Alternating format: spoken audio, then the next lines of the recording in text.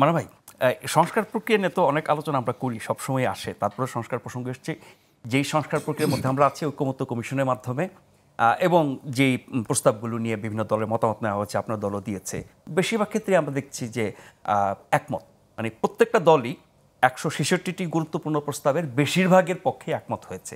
তাহলে তো অনেকগুলো বিষয় একমত হওয়া গেল এরই মধ্যে, সেগুলোর ভিত্তিতে একটা কনসেনসাস বা ঐক্যমত তৈরি করা যায় কিনা?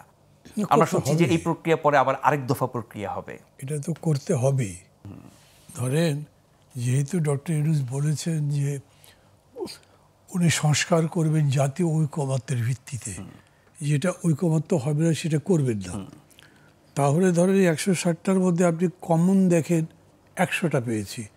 100টা ব্যাপারে আমরা সব পার্টি বলবো এই কটা বিষয় সংস্কার করাতে আমরা একমত আছি, গভর্নমেন্ট করে দেবে। এটা তো প্রক্রিয়াই বলে দেয়। তাই ওনারা কি করবেন তা আমি এখন বলতে পারছি না। কেন বলতে পারছি না? এটা আমার বলার কথা না, ওনারা বলবেন। ওনারা দেখছি যে ধরেন বিএনপির সঙ্গে যেমন দেখলাম প্রায় 4 দিন হয়ে গেছে কথা বলেছেন। এই 4 দিনের কথার ডেভেলপমেন্টটা বুঝিনি। ডে 1-এ যেখানে ছিল বিএনপি, 4 নম্বর দিনেও একই জায়গাতেই আছে দেখছি। আমি যদি জামাতের কথা বলি তাই, আমি যদি অন্য পার্টির কথা বলি একই রকম দেখছি। মানে দলীয় অবস্থানগুলো স্পষ্ট হয়ে গেছে। হ্যাঁ, না কিন্তু হওয়ার কথা ছিল, একজন তো আরবিটার আছেন, একজন তো এটা নেগোসিয়েটর আছেন, সেটা গভর্নমেন্ট। তারা এই পার্টির সাথে কথা বলবে। আপনি তো নাজমুল আশরাফের খুব কাছাকাছি আছেন, মিলে যাওয়া যায় না একরকম।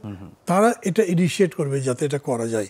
যে ব্যাপারে ঐক্যমত্য বা যে ব্যাপারে ডিফারেন্সটা কম, সেটাকে মেলাবার চেষ্টা করবেন। কিছু করেছেন বলে আমি দেখছি না। এবং তারা এইটা করবার জন্য যে উদ্যোগটা নিচ্ছেন তাও দেখছি না। এটাই করছেন তারা। তার মানে এটাতে কি সময় ক্ষেপণ হচ্ছে শুধু? আমি তো তাই দেখছি। আবার শুনছি মে মাসে আরেক দফা, আরেক রাউন্ড এরকম আলোচনা হবে।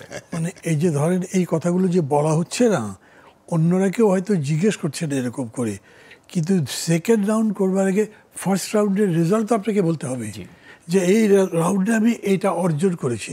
তারপরে বলবেন সেকেন্ড রাউন্ডে এই এই জিনিস আমরা নিষ্পত্তি করার জন্য চেষ্টা করব। আমি তাতে সময় দিতে আপত্তি করব না। আমার কাছে কিন্তু নির্বাচন এই মাসে দেন, এই মাসে দেন, এসব ব্যাপার নাই। কিন্তু আমার কাছে এইটা আছে, আপনি একটা দিনও নষ্ট করতে পারবেন না।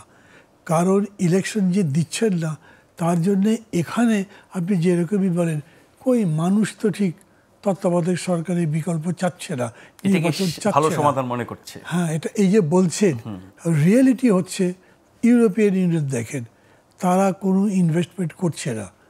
আমেরিকার কথা বলেন, তারা তো আপনাকে এইটা ওইটা বলছে, কিন্তু ইনভেস্টমেন্ট অলমোস্ট কেউ করছে না। বিকজ যতক্ষণ পর্যন্ত একটা স্টেবল গভর্নমেন্ট না আসবে, ততক্ষণ আমি আমার টাকা দিব কেন? সেটা লোকাল বলেন, ইন্টারন্যাশনাল বলেন, কেউই করছে না।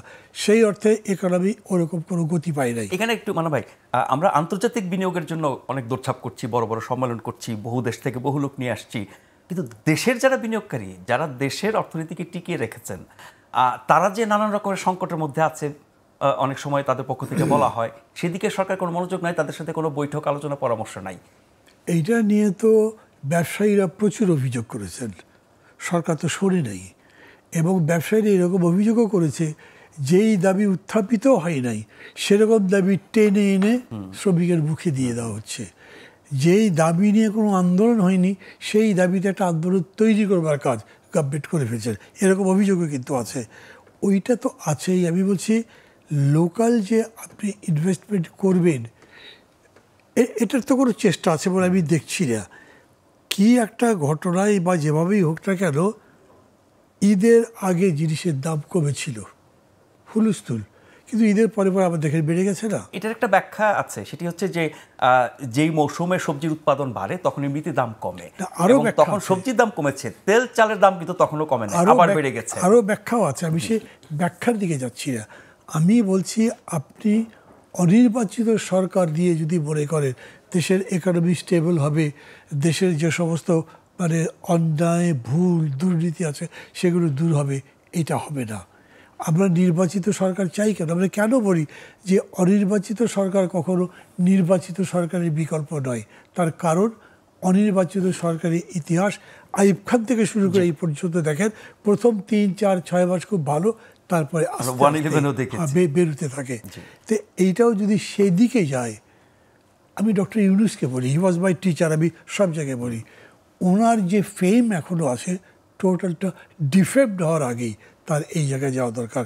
আমি প্রাসঙ্গিকভাবে বলি, যদি আপনি এই কথাটা তোলে নেয়, ডিস্টার্ব এজেন্টের মধ্যে নেই, তবু আমি বলছি, এই যে হঠাৎ করে দেখলাম যে মিয়ানমারে একটা হিউম্যান করিডোর দেওয়া হচ্ছে, মানে সারপ্রাইজ হয়ে গেছি আমি, একটা ইন্টারিম গভর্নমেন্ট এত বড় সিদ্ধান্ত কিভাবে নিল এবং রাজনৈতিক দলগুলোর সাথে কোনো আলোচনা না করে। কোনো আলোচনা না মানব ভাই, করে। এটা খুবই গুরুত্বপূর্ণ।